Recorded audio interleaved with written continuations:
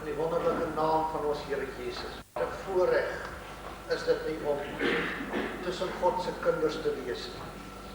Dit is werklik waar soos 'n voorsmaak van die hemel op aarde. Loof die Here. Daar's 'n band, daar's 'n broederskap wat 'n mens eintlik amper nie eers onder jou eie familie 'n gebaar word. Kom ons buig ons hoofde net dan vra ons die seën van die Here op sy woord. Ons hemelse Vader, ons dank U vanmôre in Jesus se wonderlike naam. Dat dit nog 'n wonderlike dag, 'n welaangename dag en 'n dag van saligheid is. Gee genade dierbare Heer dat vandag wanneer ons U stem hoor, dat ons harte nie sal verhard nie. O liefdevolle Heer, ons het U baie, baie nodig. U weet dit, maar ons besef dit ook. Daarom kom ons vanmôre na U toe. En ons buig laag aan U voete. Ons sê, Here, kom voed ons met die manna van die woord. O liefdevolle Here, ons wag vir U. Ons harte is honger, my God. Here, kom praat met ons. Ons vra dit in Jesus naam. Amen. My liewe broer en suster, kom ons maak God se woord oop by Openbaring hoofstuk 21. Die tweede laaste hoofstuk in die Bybel. Openbaring hoofstuk 21. En ons begin by vers 1 en ons lees nog, tenminste ek lees nog uit die ou 1933 vertaling. Openbaring 21 dan vanaf vers 1.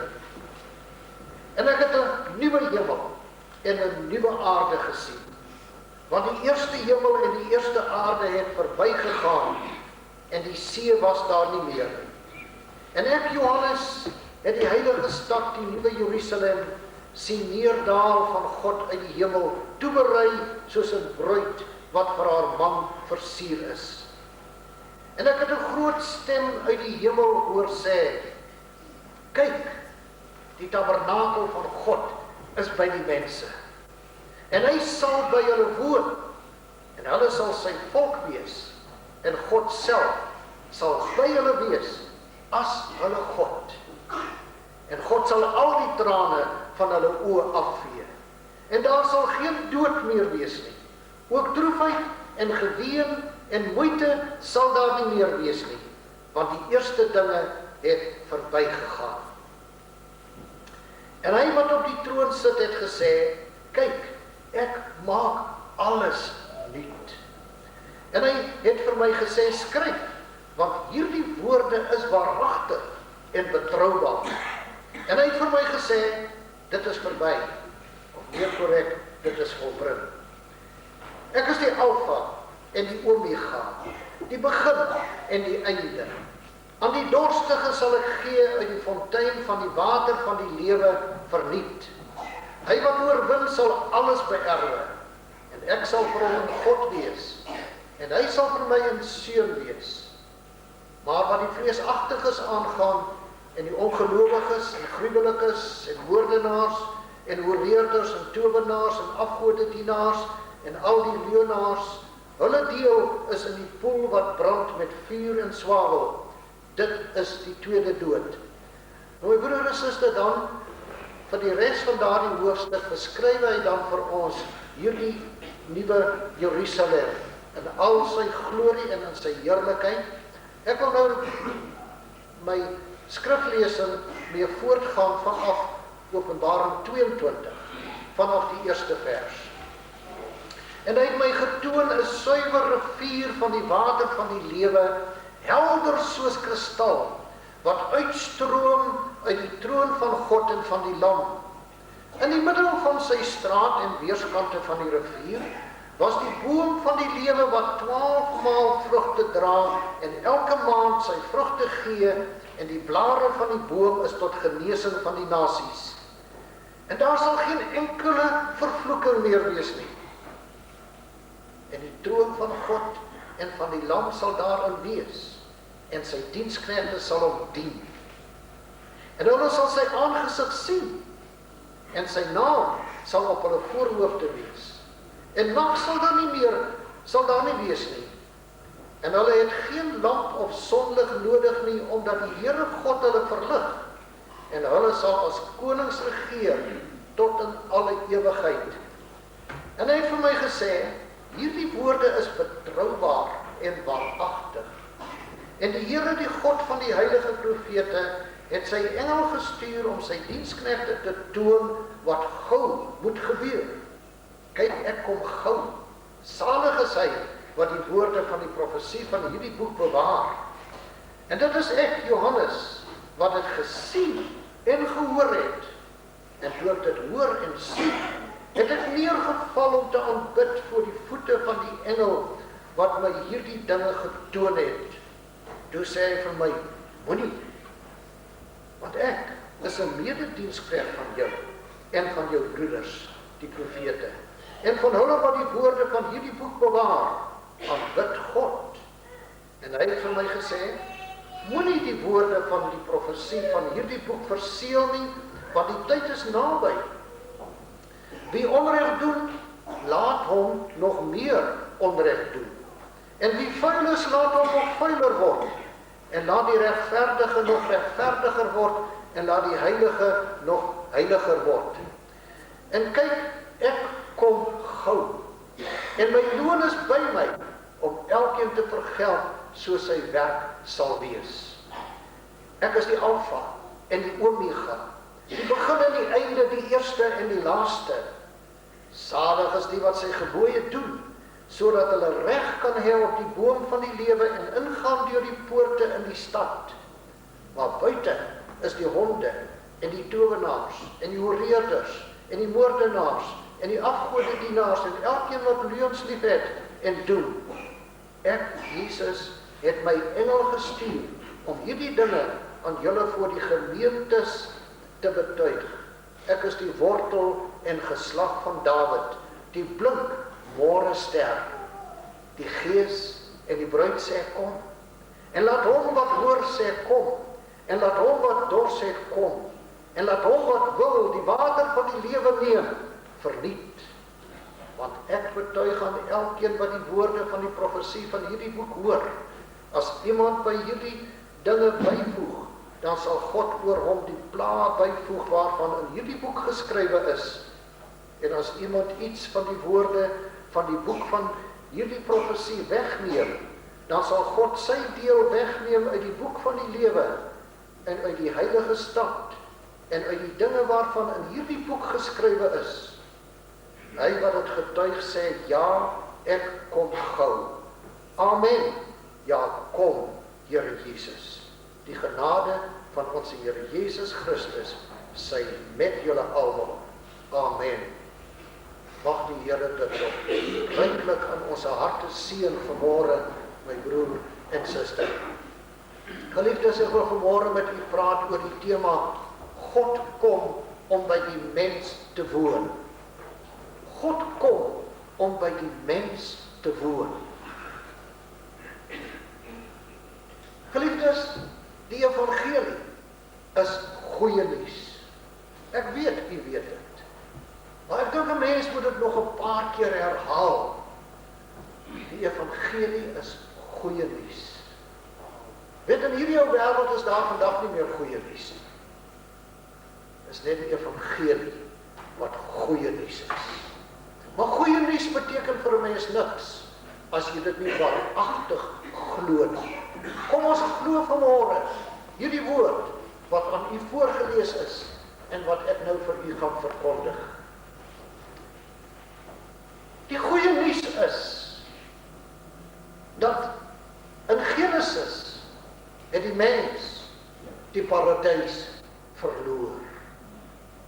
Maar dank God in Openbaring is die paradys herwin. En as van hierdie herwinning en herwonne paradys waarvan ons gelees het in hierdie gedeelte wat ek aan u voorgelees het. Maar my broer en suster, tussen hierdie twee, tussen die paradys verloor en die paradys herwin, is daar trane, is daar dood, is daar droefheid, is daar geween, is daar moeite. Geen wonder dat die psalme sê, die dae van ons jare is 70, en as ons baie sterk is, 80, en die uitnemendste daarvan is moeite en verdriet. Soos ons vanmôre hier sit, kan ons nie daarvan getuig nie. My broer en suster, daar is 'n ou boerewoord wat sê, elke hart, elke huis het sy kruis, en elke hart het sy smart. Wat is die kruis vanmôre? Wat is my kruis? Wat is die smart? Is daar iemand sonder smart? Is daar iemand werklik sonder 'n kruis? My liewe broer en suster, toe ek so hierdie boodskap voorberei, toe raak my hart baie bewoer. Toe weet ek duidelik as ek vanmôre met u praat, kom elkeen van u in hierdie afgelope tyd, in hierdie afgelope week, in hierdie afgelope maand, nadat ek met u gepraat het, uit 'n harde tyd. Hierdie lewe is 'n stryd, my broer en suster. Hierdie lewe is 'n worsteling. Hierdie lewe is nie meer 'n plesier nie.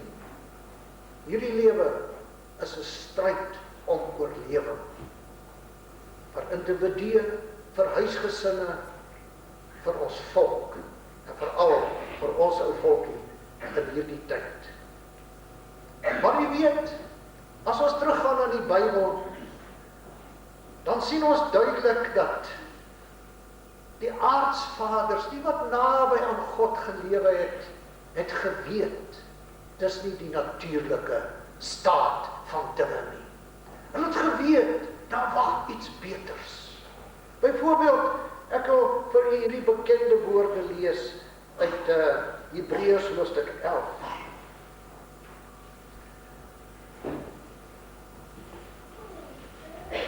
Net hierdie paar woorde. In Hebreërs 11 lees ons daar in die 10de vers, Hebreërs 11 vers 10. Want hy, dit praat nou van Abraham, want hy het die stad verwag, wat fondamente het, waarvan God die boumeester en oprigter is. Dan in die 13de vers, in die geloof het hulle, dis nou Abraham, Isak en Jakob, in die geloof het hulle almal gesterwe sonder om die beloftes te verkry, maar hulle het dit uit die verte gesien en geglo en begroet en het bely dat hulle vreemdelinge en bywoners op aarde was. My broer en suster, ek glo dat as hulle nie hierdie geloof, en hierdie verwagting, en hierdie visie gehad het nie, sou hulle nie hierdie pad kon loop nie. En ek kry so jammer vir ons mense in hierdie tyd. Sommige het nog nooit hierdie visie gekry nie. Baie van ons in Ekklesia en in hierdie geloof het die visie gekry, maar ek voel, ek moet die vanmôre versterk. Maar my broer en suster, dis 'n stryd om hierdie visie vas te hou. En in die blydskap en in die verwagting van dit wat vir ons wag te lewe, te midde van al die trane en die moeite en die verdriet en die teleurstellings en die frustrasies. Daarom wil ek vanmôre vir u bemoedig, hierdie woorde is betroubaar en waaragtig. U kan dit glo. U kan daarop lewe en as dit nodig is, kan u daarop sterwe. Maar ons gaan aan. Want die wat sulke dinge sê, vers 14, verklaar dat hulle 'n vaderland soek. Ek wil vanmôre vir u wys, my broer en suster, ons is op pad na daardie vaderland. En ons is naby aan sy grense. En dis daarom dat die reuse so sigbaar word vir ons. En so dreigend wat hulle self voel bedreig. Ek wil vanmôre vir u sê, die mees bedreigde spesies in hierdie tyd, is die duiwel self. Hy weet sy tyd is kort. Daarom veg hy so hard, daarom probeer hy ons so knou, en ons so vernieuw, vir al wat hy kan om te kyk, watter slag hy nog kan slaan, vir wie van u en vir my, hy nog kan terugruk, van om oor die grens, die beloofde land in te gaan. Hou maar net 'n bietjie vas met die suster. God se woord is die waarheid. Ek bring vir u vanmôre evangelie. Halleluja. Loof die Here. Net nog hierdie 2 versies in Hebreërs 11, vers 15. En as hulle bly dink het aan die vaderland waar hulle uitgetrek het, sou hulle geleentheid gehad het om terug te keer. Baie Israeliete het gesê, ag, kom ons gaan maar terug Egipte toe, maar nie hierdie geloofshelde nie. Kom ons wees van die wat nie dink aan terugkeer nie.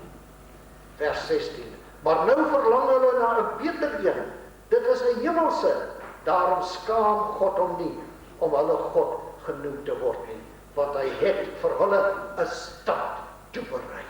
Hierdie stad, my broer en suster, waarvan ons hier gelees het, en ek het 'n nuwe hemel en 'n nuwe aarde gesien, want die eerste hemel en die eerste aarde het verbygegaan en die see was daar nie meer nie. En ek, Johannes, het die heilige stad, die nuwe Jerusalem, sien neerdaal van God uit die hemel, toeberei soos 'n bruid wat vir haar man versier is.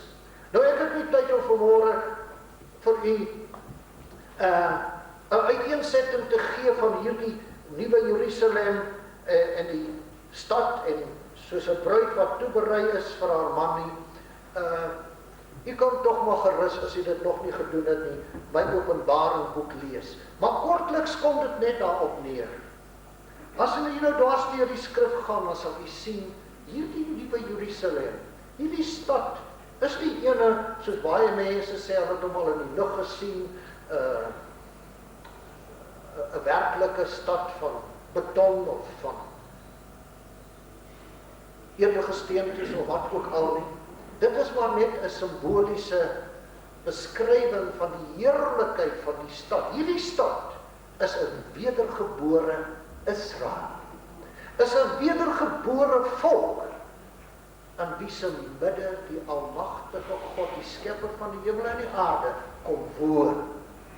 In die tussentyd, wanneer ons sterwe, dan gaan ons hemel toe. Want ek glo die hemel is 'n plek. Ek het baie keer met mense gepraat en met baie geredeneer. En ek gesê, vat nou byvoorbeeld die Here Jesus self.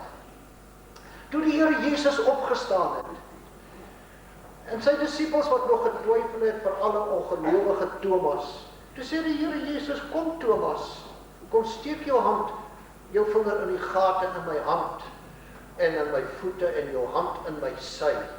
En moenie ongelowig wees nie, maar wees gelowig, want ek is nie 'n gees nie, ek is nie 'n spook nie. 'n Gees het nie vlees en bene soos jy sien dat ek het nie. En so het hulle met hulle fisiese blote oog vir die Here Jesus op Hemelvaartdag gesien, opvaar na die hemel toe. Waar is hy nou?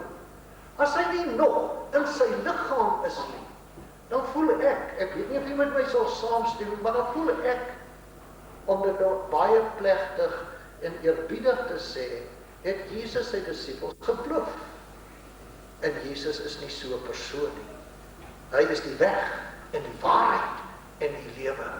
Hy is nog in daai liggaam, waar ergens is hy dan in daardie liggaam aan die regterhand van God. Dan sê die apostel Paulus, ek het 'n verlange om heen te gaan en met Christus te wees, want dis verreweg die beste. So tot op die dag van sy wederkoms is hy daar. Hy leer ons bid, hy sê ons Vader wat in die hemel is, laat u naam geheilig word ensovoorts. Dus ons gaan daar, maar dis nie ons permanente tuiste nie. Ons permanente tuiste is hierdie aarde. En daarom sal God ook in die permanentie wat gaan kom, gaan God nie in die hemel woon nie. God kom woon op die aarde by die mense. Ek weet my broer en suster, dit klink vir u verbuisterend. Dit klink vir u so onmoontlik. Daarom is die geloofslewe is 'n lewe van geloof. Abraham het geglo in hierdie stad. Daarom het hy Ur van die Galdeë verlaat en in tente gaan woon en op reis gegaan. En selfs in sy eie leeftyd daar die stad nie gekry nie. Maar hy het in die verte gesien en geglo en God aanbid. Nou goed my broer en suster. En ek het 'n groot stem uit die hemel, dis nou die 3de vers, dis my teksvers. Openbaring 21 vers 3. En ek het 'n groot stem uit die hemel hoor sê, kyk. U moet kyk. Dis 'n uitroep van verbasing. Dis amper asof Johannes dit self nie verwag het nie. Hierdie dinge wat hy gesien het was openbaringe aan hom. Hy het dit nie van tevore geweet nie. Kyk, kyk, die engel sê, behold. Kyk. Die tabernakel van God is by die mense en hy sal by hulle woon en hulle sal sy volk wees en God self sal by hulle wees as hulle God en God sal al die trane van hulle oë afvee en daar sal geen dood meer wees nie. Ook droefheid en geween en moeite sal daar nie meer wees nie, want die eerste dinge het verbygegaan. Nou, u kry ook dieselfde gedagte in Openbaring 22 in vers 3. En daar sal geen enkele vervloeking meer wees nie. En die troon van God en van die Lam sal daarin wees, en sy diensknegte sal hom dien. Broer en suster, kan u voorstel in aarde sonder vervloeking? Sonder vervloeking. Ek weet dit is onmoontlik om dit voor te stel. Want ons lewe onder vervloeking elke dag. Maar God se woord sê so. En ons moet daardie geloof van Abraham, Isak en Jakob kry. En ons moet daarin lewe in hierdie tyd. Dit gaan ons deurdra. Halleluja.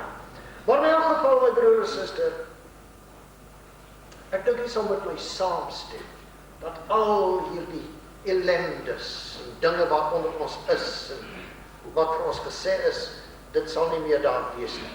Ek is daar seker van, jy sal met my saamstem dat dit nooit God se bedoeling was dat dit ooit so sou wees nie. Toe God alles geskaap het, toe kyk hy daarna en hy sien dit was baie goed. God het nie ellende geskaap nie. God het nie dood geskaap nie. God het nie moeite geskaap nie. God het nie verdriet geskaap nie. En al hierdie dinge waaronder ons gebuk gaan, God het dit nie gemaak nie. God het dit nooit so bedoel nie.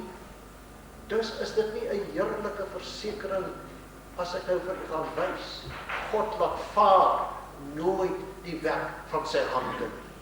Met ander woorde, die dinge wat gekom het na die sondeval was tydelik. En ons is ook nog in 'n tydelike staat. Hierdie dinge gaan nie vir altyd aanhou. Ons het al so baie gehoor. Ag, ek het dit so baie gehoor. Gaan dit ooit ophou? Gaan my ellende ooit ophou? Gaan ek ooit uitkom uit hierdie gat waarin ek verval het? Ja, my broer en suster, God het dit nooit so permanent bedoel nie. Ek wil vir julle 'n paar skrifte gee, en ek weet daar is baie daarvan. Maar om u te vertroos en u te versterk, daarom soos u my ken, my broer en suster, ek probeer altyd baie naby aan die skrif bly, sodat dit nie my gedagtes is nie, maar dat dit God se woord is wat ek tot u bring. Psalm 138 vers 8 sê, die Here sal dit vir my volëindig. U goedertierenheid, Here, is tot in ewigheid. Laat nie vaar die werke van u hande nie. Laat nie vaar die werke van u hande nie. Die Lewende Bybel vertaal dit so. Daar's nogal partykeer mooi vertalings daarin. Here, u sal end uit vir my sorg. U getroue liefde bly tot in ewigheid. Moet tog nie die werk wat u begin het laat vaar nie. My broer en suster, God sal nie die werk wat hy begin het laat vaar nie. Kyk hoe skrywe die apostel Paulus aan die Filippense. In Filippense 1 vers 6 sê hy, omdat ek juist hierop vertrou, dat hy wat 'n goeie werk in julle begin het, dit sal volëindig tot op die dag van Jesus Christus. Prediker, sal ek werklik staande bly? Prediker, gaan ek dit maak? Prediker, gaan ek hier deurkom? Ja, as u, soos Abraham, Isak en Jakob, u geloof in God behou, dan sal God dit wat hy aan u begin het, volëindig. Kyk wat sê diezelfde Paulus aan die Thessalonicense. In 1 Thessalonicense 5, vers 23 en 24 sê hy, en mag hy die God van die vrede julle volkome heilig maak, en mag julle gees en siel en liggaam geheel en al onberispelik bewaar word by die wederkoms van onze Here Jesus Christus. Hy wat julle roep is getrou, hy sal dit ook doen. Kom ons vertrou God vanmôre vir hierdie laaste ou skoffie voordat die koning kom om by ons te kom woon. So my broer en suster, toe God die aarde gemaak het in die mens, en hy daarna gekyk het en gesien het dat dit baie goed was, het God vir die mens, luister nou mooi, vir die mens 'n ideale woning geskep. God het 'n ideale blyplek vir die mens geskep. Alles was in perfekte verhouding. Byvoorbeeld, neem nou byvoorbeeld die afstand van die son en die maan. Wetenskaplikes sê vir ons as daar die son net 'n klein entjie verder weg was van die aarde, dan het ons almal verklein van die koue. As hy 'n bietjie nader was as wat hy is, sou ons almal doodgegaan het van die hitte. Die samestelling van die atmosfeer, daar's net genoeg suurstof, net genoeg stikstof, koolstofdioksied en al die ander gasse wat daar is, net mooi genoeg vir mense, dier en plant wat in 'n intieme verhouding met mekaar is, om te kan lewe en te kan bestaan. Dit is juis as gevolg van ons sonde en ons gierigheid en ons gulsigheid en ons ongeloofigheid en ongehoorsaamheid, dat hierdie dinge nou beginne verstoor raak. Daarom begin al meer en meer wetenskaplikes vir ons waarsku, dat hierdie aarde word al meer en meer in 'n toestand waar hy nie meer die lewe sal kan onderhou nie. Omdat ons hierdie balans nou, met die kennis wat God ons gegee het, so verstoor, dat ons dalk, as daar nie 'n ingryping kom, nie meer hier sal kan lewe en hier sal kan bestaan nie. O, die duiwel sal so bly wees, as hy dit dan kan regkry. Daarom weer, is hierdie koms baie naby, is hierdie ingryping naby, hoe ellendiger dit met ons gaan, hoe nader is die koms van die Here. Daarom sê die Here Jesus in sy profetiese rede volgens Lukas, in Lukas 21 vers 28, as julle al hierdie dinge sien gebeur, hef op julle hoofde, kyk op, want julle verlossing is naby. Julle verlossing is naby. Ek broer en suster, dit lyk vir my baie keer so, as ek so selfs na ons eie mense kyk, ek weet ons kry swaar, en dit lyk amper of ons nie glo in 'n nabye verlossing nie.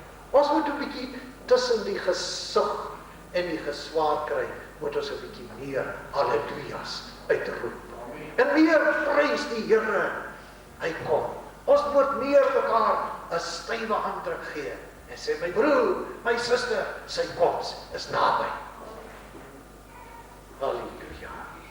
O, prys die Here. My broer en suster, ek het hier 'n hele paar skrifgedeeltes. Ek gaan hulle nou nie vir u lees nie, ek wou hulle lees, maar ek het nog heel wat om vir u te sê. Maar dit is bekende gedeeltes. As jy byvoorbeeld Psalm 8 en Psalm 19 lees, sal jy sien hoe die heerlikheid van die skepping van God geprys en besing word. Maar ek gaan vir u net hierdie deeltjie dan lees wat 'n aanhaling is ook uit daardie psalms. En dit is in Hebreërs hoofstuk 2. Lees ek vir u vanaf die 5de vers. Want aan die engele het hy die toekomstige wêreld waarvan ons spreek nie onderwerp nie. Maar iemand het ergens getuig en gesê, wat is die mens dat u aan hom dink, of die mensekind dat u hom besoek? U het hom 'n weinig minder as die engele gemaak, met heerlikheid en eer het u hom gekroon, en hom oor die werke van u hande aangestel. Alle dinge het u onder sy voete onderwerp, want in die onderwerping van alle dinge aan hom het hy niks uitgesonder wat aan hom nie onderworpe is nie. Maar nou sien ons nog nie dat alle dinge aan hom onderwerp is nie, maar ons sien hom, naamlik Jesus, wat 'n weinig minder as die engele gemaak is vanweë die lyde van die dood, met heerlikheid en eer gekroon, sodat hy deur die genade van God vir elkeen die dood sou smaak. Want dit het hom betaam terwille van wie alle dinge en deur wie alle dinge is, as hy baie kinders na die heerlikheid wil bring, om die bewerker van hulle verlossing deur lyde te volmaak. Want hy wat heilig maak, sowel as hulle wat geheilig word, is almal uit een. Dis natuurlik uit een Vader. Om hierdie rede skaam hy hom nie om hulle broeders te noem nie. Want hy sê, ek sal u naam aan my broeders verkondig, in die gemeente sal ek u prys. Is dit nie wonderlik nie? Maar nou my broer en suster, kom ons vat hierdie saak verder, kom ons trek hom deur, veral ons in Ekklesia wat hierdie dinge glo, dat ons die volk van God is. Dat ons geskape is en gemaak is om die seuns en dogters van God te wees, die letterlike afstammeling kinders van die almagtige God in die hemel. Ons kyk byvoorbeeld na Romeine hoofstuk 8. Ek weet u teen hierdie tyd hier wat my ken, weet hoe lief ek vir hierdie Romeine hoofstuk 8 is. Maar kyk net hierso. Kyk byvoorbeeld hierso in vers 17. En as ons kinders is, nou as jy daar die woord in 'n konkordansie gaan naslaan, kinders, dan beteken dit nie net geestelike kinders, kinders deur geloof nie. Dit beteken letterlike kinders. Huios. En as ons kinders is, dan ook erfgename. Erfgename van God en mede-erfgename van Christus, as ons naamlik saam met hom ly, sodat ons ook saam met hom verheerlik kan word. Sodat ons saam met hom verheerlik kan word. Nou jy sien, geliefdes, wat ek net hier rukkie onderbreek, ek gaan nou nog 'n bietjie verder lees in Romeine 8. Maar kyk hoe die Here hierdie aarde geskaap het, in al sy perfekte toestand, in perfekte balans met die natuur, die atmosfeer, die son, die maan en so aan. Toe het God die mens gemaak na sy beeld. Absoluut en volkome na sy beeld, maar nie net geestelik nie, maar ook fisies en intellektueel. God het die mens gemaak om soos hy te lyk. Ons is in so 'n vernederde toestand. Ons is so as 'n ware oor die kop geslaan dat ons hierdie dinge nie kan glo nie. Dat hierdie dinge vir ons te vreemd klink. Maar ons is God se familie. Ons is gemaak om sy kinders te wees. God het 'n familie, hy wou 'n vader wees. Hy wou vir hom 'n geslag op hierdie aarde vestig. 'n Geslag wat natuurlik minder is as hy. Anders is ons ook God, en dit is waarmee die duiwel toe gekom het met sy versoeking.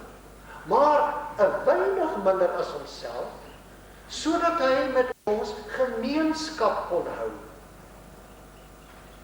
Ek probeer hierdie illustrasie, het ek al in die verlede gebruik. Kyk broers en susters, as jy nou 'n baie slim professor het, sê 'n professor in die wetenskap, of hy kan maar 'n professor wees in wat hy ook, en hy kom by 'n skaapwagter wat nou geen geleerdheid gehad het, dan kan hy op baie gebiede nie met daardie skaapwagter gemeenskap hê.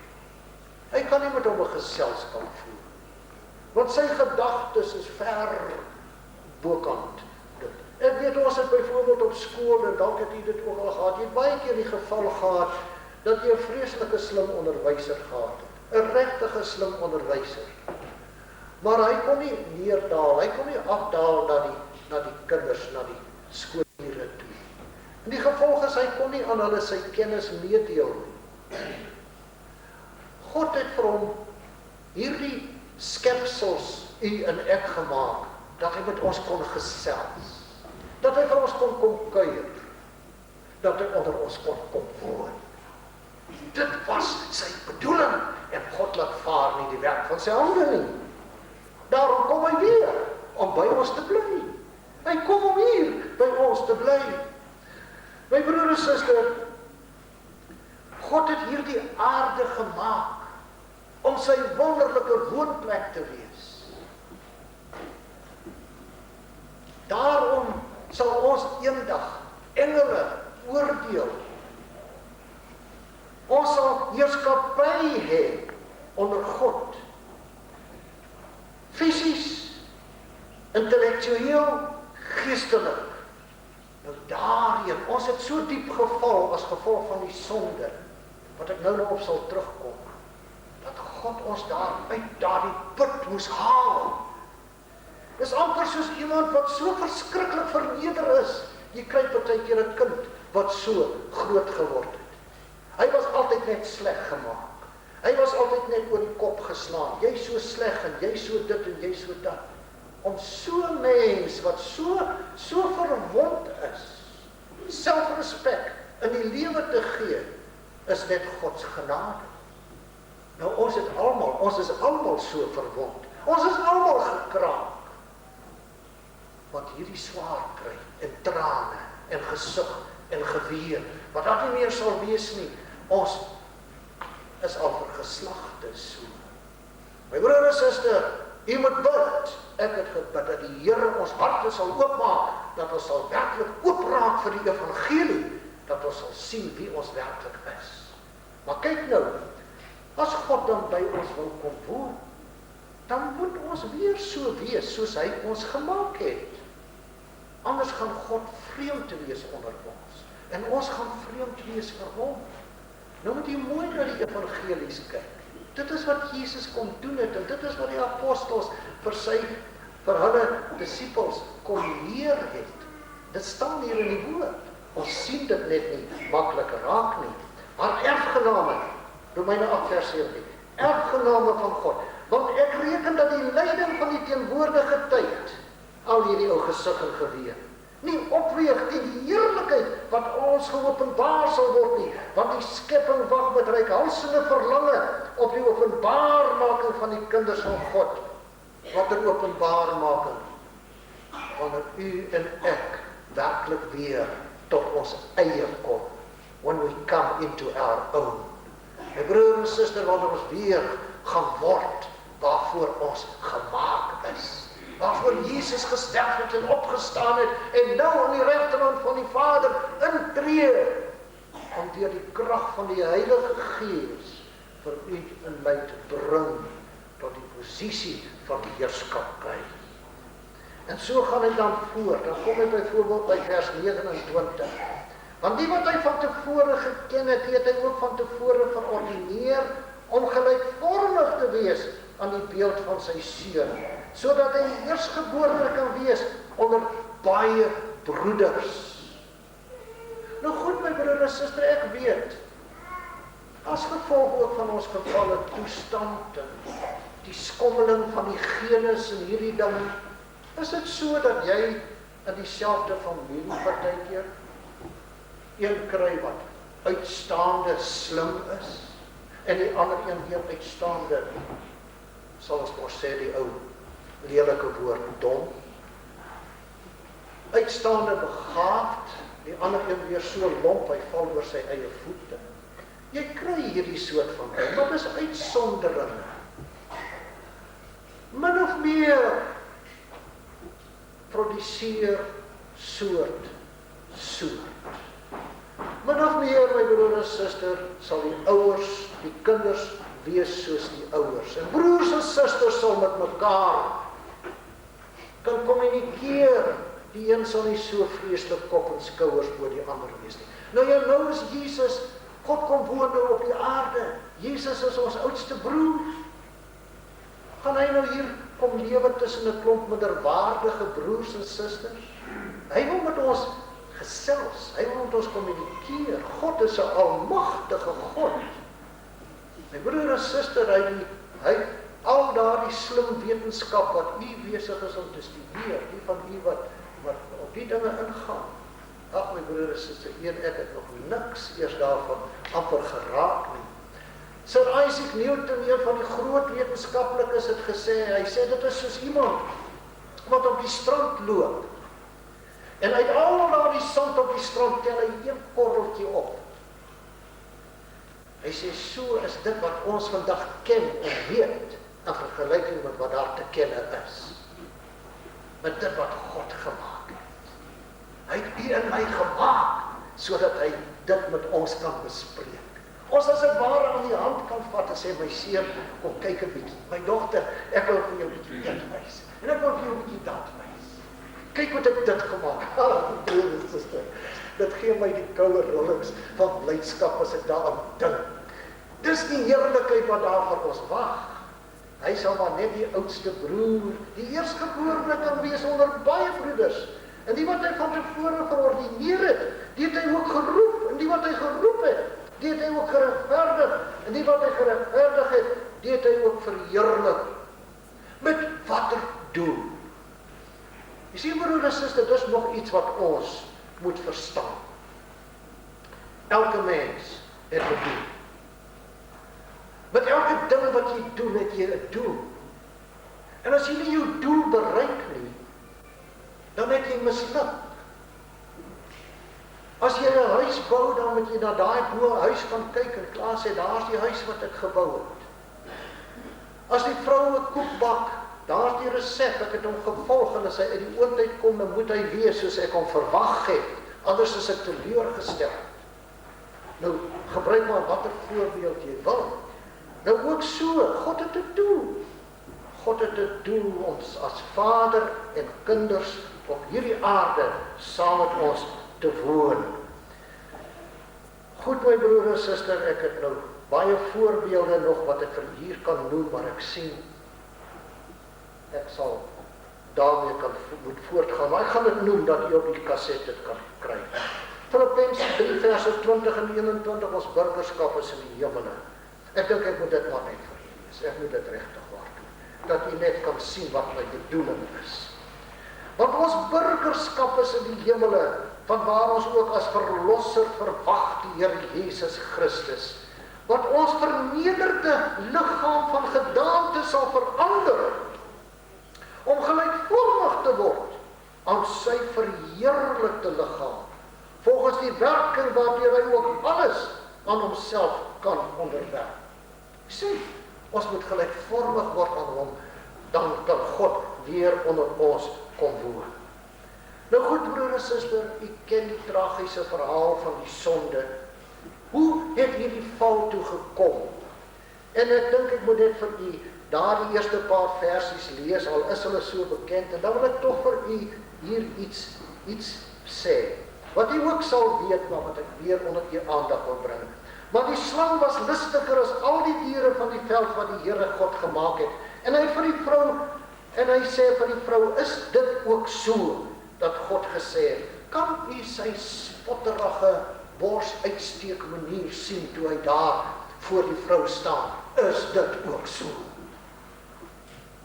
Is dit ook so, dat God gesê het, julle mag nie eet van al die bome van die tuin nie? En die vrou antwoord die slang, van die vrugte van die bome in die tuin mag ons eet, Want van die vrugte van die boom wat in die middel van die tuin is, het God gesê, julle mag daarvan nie eet nie, en dit nie aanroer nie, anders sal julle sterwe. Toe sê die slang vir die vrou, julle sal gewis nie sterwe nie. Kyk hoe lieg hy van haar. Maar God weet, dat as julle daarvan eet, julle oë sal oopgaan, sodat julle soos God sal wees, deur goed en kwaad te ken. Nog 'n leer. Toe sien die vrou, dat die boom goed was, om van te eet, en dat hy 'n lus was vir die oë, ja, 'n boom, wat 'n mens kan begeer om verstand te verkry, en sy neem van sy vrugte en eet, en gee ook aan haar man by haar, en hy het geëet. Toe gaan albei sy oë oop, en hulle sien dat hulle nakend was. In die eerste instansie, dit is wat ek by u wil tuisbring, veral miskien by ons jong mense, maar ook by ons ouer mense. Wat het daai vrou, wat het Eva gemaak? Hoekom het sy naby daai boom gaan staan? Sy moes nie eers naby dit gewees het. Die apostel Paulus sê aan die Tessalonisense in daardie selfde 5de hoofstuk, sê in die 22ste vers, onthou julle van elke vorm van kwaad. Avoid every appearance of evil. Elke vorm van kwaad. Hoe baie van ons jong mense, my broer en suster, gaan staan naby die verbode boom, en die volgende stap is, dan het hy vir jou. Ek stel dit vir myself voor, want ek sê ons altyd vir u, ons moet ons Bybels met ons verbeelding lees. Hier staan Eva in daardie pragtige tuin. Hier staan sy na hierdie boom en kyk. En sy begeer hom. Dit sê so. Volgende oomblik is daar 'n geritsel van die blare. Woets! Hier staan 'n pragtige wese voor haar. Dis die duiwel self. Is nou nie so baie van my verbeelding hierdie nie, laat ek vir u wys. In 2 Korintiërs 11 lees ons hierdie woorde. 2 Korintiërs 11 2 Korintiërs 11 vers 3 lees ons hierdie woorde. Maar ek vrees dat net soos die slang Eva deur sy listigheid bedrieg het, julle sinne so miskien kan bedorwe en vervreemd raak van die opregtheid teenoor Christus. Dis nou die 3de vers. Nou kyk ons na die 14de vers. En geen wonder nie, want die Satan self verander hom in 'n engel van die lig. Hy het hom verander in 'n engel van die lig. Nou as ons meer naby hierdie saak bestudeer, en nog meer na die oorspronklike Hebreëus toe gaan, dan sal ons sien, hy het vir Eva laat verstaan dat hy God self was. Hy het in so 'n pragtige vorm gemaak. En vra sy, nee, wat? Dis glad nie wat God bedoel het nie. Jy kan maar van daai boom eet, en jy sal nie sterf.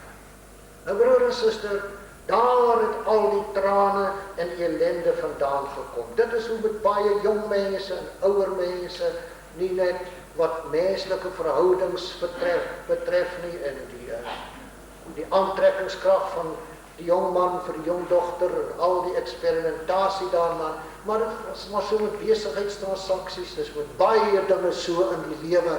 Dis deel waar die trane vandaan gekom het, bly ver weg van die boom af.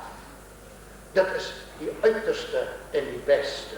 Die Here het ons daarvoor gewas. In elk geval, my broer en suster, en so is God toe verban van die aarde af.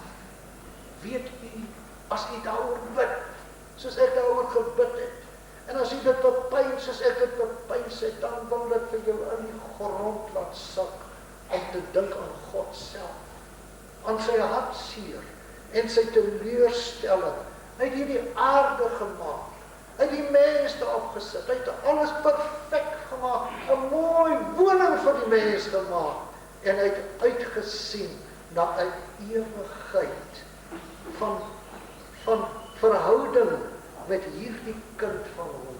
En kyk wat gebeur nou. Kom ek lees net vir u die 8ste en die 9de vers van Genesis 3. En dan as jy die tyd wil maak, dink daaroor en bid daaroor. En hulle het die stem van die Here God gehoor terwyl hy wandel in die tuin in die aandwindjie. God het gekom vir een van sy besoeke. Hy wil vir 'n stapie gaan. Hy wil tussen al hierdie pragtige bome met Adam en Eva loop en gesels. Soos dit so heerlik is met 'n kosbare vriend of 'n pa of 'n ma of 'n man of 'n vrou om so 'n entjie te gaan stap. Of anders dan ook net op die stoep te gaan sit en werklik intiem met mekaar te kan praat. Wat God kon dit doen, want die mens was nie veel minder as hy self geskape nie, vir daardie doel het hy hom so gemaak. Wandel in die aandwindjie en die mens en sy vrou het hulle verberg. Mysterie van dat hulle reg is en sê, Vader, hier is ons. Ons het vir u gewag, Vader. Ons het so verlang na u. Kom praat met my. Jou werklik waar jy kruip hulle van hom weg. Broer en suster, die hartseer. Kan u self dink 'n kind van u wat vir u wegkruip? 'n kind wat vir u wegkruip. Vir hulle verberg vir die aangesig van die Here, God tussen die bome van die tuin. Een van die hartseerste uitroepe in die ganse Bybel is die volgende versie. Toe roep die Here God na die mens. Wat 'n roep. Adam, mens, waar is jy? Waar is jy? Waar is jy? En daar, my broer en suster, het die hartseer van Openbaring 21 vers 4 begin. God is verban van die aarde af. U sien my broer en suster,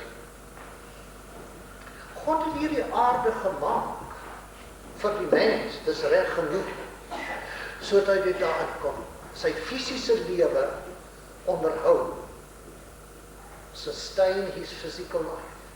Maar my broer en suster, in werklikheid het God die mens gemaak vir sy eie woning, vir sy eie woning. God kan nie op hierdie aarde woon sonder om in die mens te woon. Nou as jy nou weer na die sendbriewe toe gaan, dan sal jy sien dit is wat daar vir die mense gesê word. Paulus sê vir die Korintiërs byvoorbeeld, weet julle nie dat julle 'n tempel is van die Heilige Gees en dat God in julle woon nie? Toe die mens nou begin afvallig raak het, ons sien dit nou maar in hierdie Christelike dispensasie na die eerste kerk. Weet jy wat die mense toe maak toe hulle die Heilige Gees verloor? Toe hulle nie meer die gawes het nie meer die krag van God nie. Toe bou hulle pragtige kathedrale. Hulle maak pragtige orgels, hulle komponeer pragtige musiek wat die mense sintuie sal streel. Dan sê God sal daar woon. Waar is daai kathedrale vandag? Dis museums. Party van hulle self stalle, want God bly nie daar. God bly by die mens. God bly hier in my hart. Daarom sê die Here my seun, my dogter, gee my jou hart. Kom terug na my toe, dan sal ek terugkom na jou toe. Kom en val in by my plan, ontvang die prys wat ek vir jou betaal het. Ek het my eie seun gestuur. Ek het hom aan die kruis laat sterwe, laat betaal vir jou sonde en vir jou ongehoorsaamheid. Maak oop jou hart. Daarom sê hy dieselfde Openbaring in Openbaring 3 vers 20 sê hy hierdie woorde. En dis Jesus wat hier praat. Hy sê, kyk, ek staan by die deur en ek klop. As iemand my stem hoor en die deur oopmaak, sal ek ingaan na hom toe en saam met hom maaltyd hou en hy met my. Dit is wat God wil hê. Dis al wat sy hart sal bevredig en dis al wat vir u en vir my sal red. Ja, my broer en suster, daar's geen ander behoud nie. Nou in elk geval, God is toe uitgedrywe uit die tuin. My oog val nou maar net hierso op 'n paar sulke kosbare skrifte. Byvoorbeeld Psalm 50, die boete Psalm wat ek verlede keer ook van gepraat het. Daar sê dit God soek na 'n verslae en ootmoedige hart. Dis waarin hy kom woon. Daarom my broer en suster, een wonderlike ding van hierdie ou trane. Weet u, die woord sê, as die hart bedroef is, gaan dit goed met die mens. As jy werklik hartseer is God baie naby. Steek net jou hand uit en raak die soort van sy kleed aan. God soek nog steeds na ons. In elk geval, God moes teruggaan. Wat 'n hartseer sin. God het geen blyplek op die aarde gehad. Adam en Eva is verban uit die tuin uit. Nou die ellende wat kom, die vloek wat gekom het, die dorings en die distels, en God moes teruggaan hemel toe. Menslik gesproke, wat 'n mislukking. Maar God laat vaar met die werk van sy hande nie. Prys die Here. En God het vir homself gesoek, en so het hy byvoorbeeld 'n Henog gekry. Lees maar, ek gaan nou net vandag doen, want my tyd is nog op en klaar. Genesis 5 vers 24. En Henog het gewandel met God. En Henog was nie, want God het hom weggeneem. Noag het gewandel met God. En die Here het vir Noag gespaar. Toe kry die Here Abraham en in Genesis 17 vers 1 sê die Here vir Abraham, wandel voor my, dan sal jy volmaak wees. En Elia sê vir Agab, die God voor wie ek staan, daar sal nie dou of reën wees, behalwe op my woord nie. En vir oor die 3 jaar was daar die verskriklikste droogte, omdat Elia so gesê het, omdat Elia voor God gestaan het. So het God enkelinge gekry, my broer en suster. So sê die Here byvoorbeeld vir Israel. God het vir homself 'n volk uitgekies en 'n volk opgebou uit Abraham, Isak en Jakob, waarvan u en ek vandag 'n deel is. En die Here sê hier in Levitikus 26 verse 11 en 12. Luister nou, ons kom nou nader aan. God sal by die mens kom woon, wat ek nie nou klaar maak. En ek sal my tabernakel onder julle oprig, en my siel sal van julle geen afskeid hê nie. Dis nou as hulle ongehoorsaam is. En ek sal onder julle wandel, en vir julle 'n God wees, en julle sal vir my 'n volk wees. God het vir homself so 'n volk gekies. En wat 'n goeie nuus. My broer en suster, as jy ooit wil jubel en juig, dan moet jy vanmôre jubel en juig. U is deel van daardie volk. En so kom ons by, maar net enkele grepe, ek het net 'n minuut of 2 nog. U weet, u ken die baie bekende Esegiel 37, die doodsbeendere, en hoe dat die profeet daaroor moes profeteer, hoe daar die bene by mekaar gekom het, en vleis opgekom het, en vel opgekom het, en gees opgekom het. Weet u wat? U sal nog sê vanmôre van my prediker, pastoor Neser, nou blaas jy jou eie beeld, maar ek gaan dit vir u sê, u kan dit self beoordeel. Broer en suster, ek glo, God het ons opgewek, is nou hierdie 40, 50 jaar, wat ons van Israel haar identiteit verkondig. Ons is besig om te blaas en te profeteer oor hierdie doodsbeendere. In ons land is daar, hulle is nie vanmôre saam met ons nie, hulle is in baie ander groepe, maar my broer en suster, daar's duisende wat al weet van hulle identiteit. Daar's duisende wat al bly is, omdat hulle weet hulle is God se volk. Soos u ook vanmôre bly, omdat u weet, u is God se volk. Die doodsbeendere is besig om wakker te word. En wat sê die Here dan aan die einde van Esegiel 37? Sê hy, en my tabernakel sal oor hulle wees. En ek sal vir hulle 'n God wees, en hulle vir my 'n volk wees. En die nasie sal weet dat ek die Here is, wat Israel heilig, as my heiligdom vir ewig onder hulle sal wees. Ja, waaragtig, God kom woon weer by die mens. God kom woon by u en by my. En ons is sy volk. Broer en suster, maar kom, dat hy vanmôre in u eie hart inkom. As hy vanmôre aan u hart geklop het, soos ek vertrou dat hy sal. En broer en suster, maak oop vir hom. Maak oop dat hy in u hart kan kom bly. En die wêreld sal sien dat God se woord die waarheid is. Kom ek lees vir u nog een, as die tyd my dan inhaal, dan is dit nou jammer. Maar byvoorbeeld in Jesaja 25, verse 6 en 9, 6 tot 9, ek kom net gou kry. Dis nou jammer, nou in my haastigheid spring ek nou oor. Jesaja 25 verse 6 tot 9, lees ons hierdie woorde. En die Here van die leerskare sal op hierdie berg vir al die volke klaarmaak 'n maaltyd van vetspyse, 'n maaltyd van ou wyn, van vetspyse, vol mirg, van gesuiwerde ou wyn.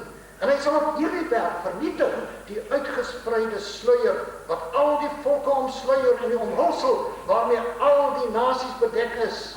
Hy sal die dood vir ewig vernietig en die Here sal die trane van alle aangesigte afvee. En hy sal die smaad van sy volk van die hele aarde wegneem, want die Here het dit gespreek. Want die Here Jesus kom om te kom sit op die troon van sy vader Dawid. Halleluja! Die hoofkwartier is hier op hierdie aarde. Waarom sal ons nie van hierdie aarde af die heelal nog eendag administreer? En broer en suster, moenie die duiwel vir die sê, ek is onwaardig. Natuurlik is ons onwaardig, maar God is waardig. En hy laat vaar nie die werk van sy hande nie. Amen. Kom ons staan. Halleluja.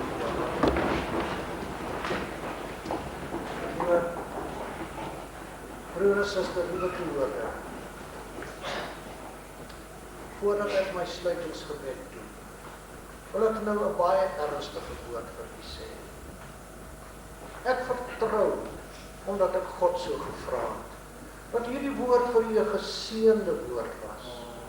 Maar my broer en suster, moenie nou laat dit net daar bly. U het elkeen 'n persoonlike verantwoordelikheid. Want u sal eendag antwoord gee, wanneer die koning hier sy wit troon oprig. Het u al antwoord gegee op hom? Hy soek 'n woonplek. My seun, my dogter, gee my jou hart. Het u dit waaragtig al gedoen? Of is die evangelie maar net vir u, dank die Here as dit so is, iets mooi om na te luister? Wat doet u daaromtrent? Wat maak u? Ek wil vir u bid. En as daar enige iemand is, u weet nie wat in hierdie week gaan gebeur nie.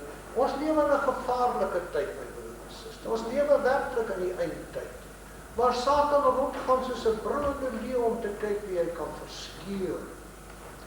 As u nog nie u roeping en verkiesing met God vasgemaak het, en dit in die openbaar bely het nie, dan wil ek u vanmôre vra, ek gaan bid, en dan gaan ek ons orkes vra, om hier na vorentoe te kom, en vir ons te kom speel, terwyl u bly staan, en as iemand nog nie daai besluit gemaak het nie, wil ek u nooi om u voor te kom staan. Ons wil vir u bid, ons wil vir u aan die hand vat, en sê, my broer, my suster, kom na die Here toe, dis nou die wel aangename tyd, dis vandag die dag van saligheid. Kom ek bid eers vir u. Here ons God, in Jesus naam, het u gesê, my woord sal nie leeg na my toe terugkeer, want dit sal volbring dit waartoe ek dit gestuur het. O Here ons God, u wil nie hê dat een moet verlore gaan, maar dat almal tot bekering moet kom. En ag Here, u wil ook nie hê dat ons onbetrokke moet bly. Here, wat kan ons nie vir u beteken as ons as 'n vergadering vanmôre werklik ons hand in u hand lê en sê, Here, hier is ek. Hier is ek met al wat ek is, my talente. Ag Here, my hele lewe om u te dien. Here ons God, dat ons nie langer onbetrokke sal bly nie. Vader in die hemel, ek bid dan vanmôre dat u woord werklik waar bereik dit waartoe u dit gestuur het. In Jesus se naam.